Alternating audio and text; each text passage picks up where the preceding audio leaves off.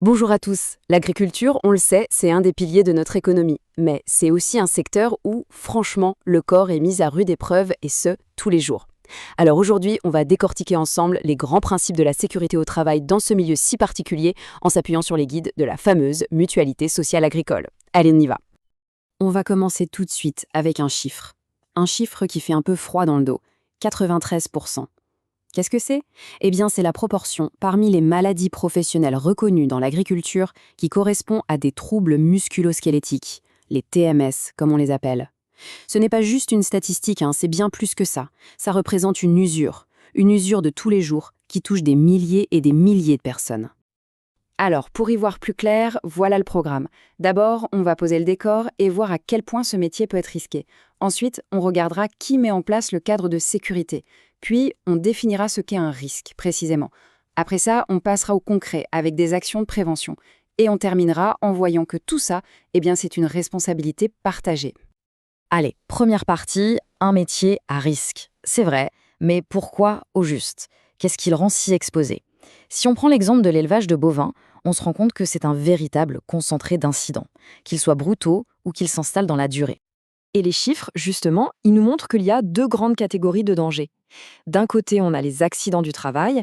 Il faut savoir que plus de la moitié des accidents en élevage sont directement liés aux bovins.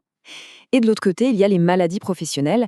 Et là, comme on l'a vu, ce sont les troubles musculo-squelettiques qui écrasent tout le reste. On a donc bien deux aspects très différents, mais qui font partie du même grand défi. Bon, face à tous ces risques, la question c'est qui s'en occupe? Qui est responsable de la sécurité? Heureusement, en France, il y a un cadre très clair, avec un organisme central qui gère toute la protection sociale du monde agricole. Et cet organisme, c'est la MSA, la Mutualité sociale agricole. Pour faire simple, c'est un peu le guichet unique pour la protection sociale de toute la profession. Elle s'occupe de la santé, de la famille, de la retraite et évidemment de ce qui nous intéresse aujourd'hui, la santé et la sécurité au travail, la fameuse SST. C'est vraiment la pierre angulaire de toute la prévention. Alors, que dit la loi? Du côté de l'employeur, les choses sont très claires. Il y a une obligation générale de préserver la santé physique et mentale des salariés. Et ça passe par 3 étapes clés. D'abord, identifier et évaluer les risques. Ensuite, mettre en place un plan d'action pour la prévention. Et enfin, bien sûr, former le personnel à la sécurité. Mais attention, la sécurité, ça ne va pas que dans un sens. L'employé aussi a un rôle super important à jouer. La règle, c'est que chacun doit veiller à sa propre sécurité et à sa propre santé, évidemment, mais aussi à celle des autres personnes qui pourraient être impactées par ces actions. C'est une sorte de vigilance permanente qui engage vraiment la responsabilité de tout le monde. Ok, donc les rôles sont clairs. Mais pour être vraiment efficace, il faut savoir exactement de quoi on parle. Il faut comprendre ce qu'on essaye de combattre. Il est donc crucial de bien définir ce qu'est un risque. Et pour ça, la MSA nous donne une formule, toute simple, mais très parlante. D'un côté, il y a le danger. Le danger, c'est, disons, la source potentielle de donnage. Et de l'autre, il y a le risque. Le risque, c'est la situation dans laquelle une personne se retrouve exposée à ce danger. Donc, l'équation à retenir, c'est risque égale danger multiplié par exposition. Et c'est là que ça devient intéressant. Parce que pour supprimer le risque, il suffit de supprimer l'un des deux éléments. Soit on élimine le danger, soit on élimine l'exposition à ce danger. C'est aussi simple que ça. Ce risque, il peut se manifester de deux manières bien différentes. D'abord, il y a l'accident du travail.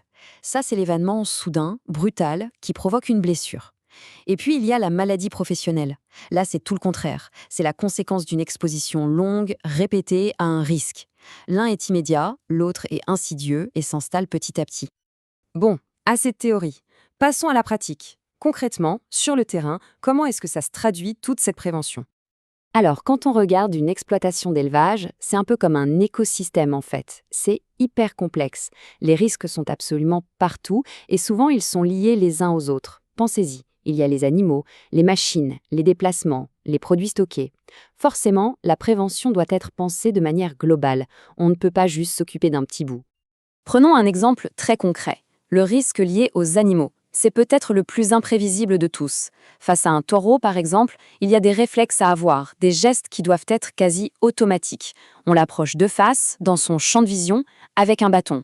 On fait des mouvements lents, jamais brusques. Et pour la moindre intervention, c'est contention systématique, c'est non négociable. Même des détails auxquels on ne penserait pas, comme l'odeur, peuvent jouer un rôle. Finalement, ce ne sont même plus des règles, c'est un savoir-faire vital. Passons aux machines. Là, il y a un accident qui est malheureusement trop connu et souvent mortel, le renversement du tracteur. Pour l'éviter, la prévention se fait en 3 étapes. C'est une sorte de checklist. Étape 1, on vérifie les bases, la pression des pneus, le centre de gravité du tracteur. Étape 2, on adapte sa conduite. La vitesse doit correspondre à la charge transportée et au type de terrain. Et étape 3, le plus important, on se protège. On utilise toujours la structure de protection, que ce soit la cabine ou l'arceau de sécurité. Un autre grand classique des risques, c'est la chute de hauteur. Là, la règle d'or, elle est simple et nette. Il est interdit de travailler à plus de 2 mètres de haut sans protection. Point. Et la démarche à suivre est très hiérarchisée. D'abord, on évalue la situation, les dangers potentiels. Ensuite, et c'est très important, on privilégie toujours la protection collective. Un échafaudage, des garde-corps. Et c'est seulement si ce n'est pas possible, en dernier recours, qu'on passe à la protection individuelle, comme le harnais. Alors qu'on parle des animaux, des machines ou des chutes de hauteur, tous ces exemples nous amènent à une même conclusion. La sécurité, au final, ce n'est pas juste une liste de choses à faire ou à ne pas faire. C'est bien plus profond que ça. C'est une culture. Et par définition, une responsabilité qui doit être partagée. Il y a une phrase, dans un guide de la MSA, qui résume ça à la perfection. La prévention, c'est une démarche, un raisonnement, un état d'esprit à cultiver. C'est magnifique, non ? Et ce mot « cultiver », dans le monde agricole, il a une résonance toute particulière, évidemment. La sécurité n'est plus vue comme une contrainte, mais vraiment comme une compétence, une partie intégrante du métier. Et on va se quitter sur cette question, une question qui invite à la réflexion. Au fond, la sécurité, est-ce que c'est une contrainte ou est-ce que ce n'est pas au contraire la plus grande des libertés professionnelles ? La liberté de faire son métier jour après jour en restant en bonne santé, physiquement et mentalement. Merci d'avoir suivi cette présentation.